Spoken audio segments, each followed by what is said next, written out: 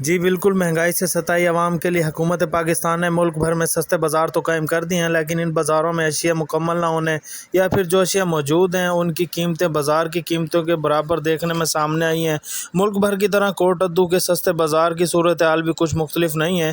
یہاں پر بھی سستے بازار میں اشیاء ضرورت کے چند سٹال نظر آ رہے ہیں اور شہریوں کا بھی کوئی خاص رش نہیں نظر آیا۔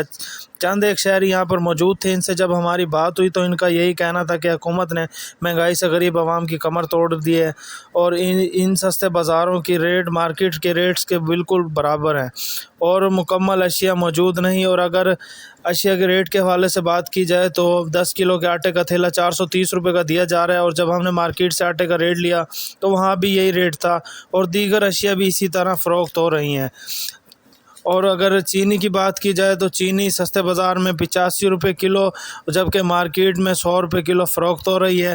عوام کا حکومت سے مطالبہ ہے کہ جلد سے جلد تمام اشیاء کا ریٹ کم کر کے مارکیٹ میں مہیا کی جائے۔ کیمرہ ٹیم کے ساتھ محمد اسامہ، ENN نیوز، کوٹ ادو۔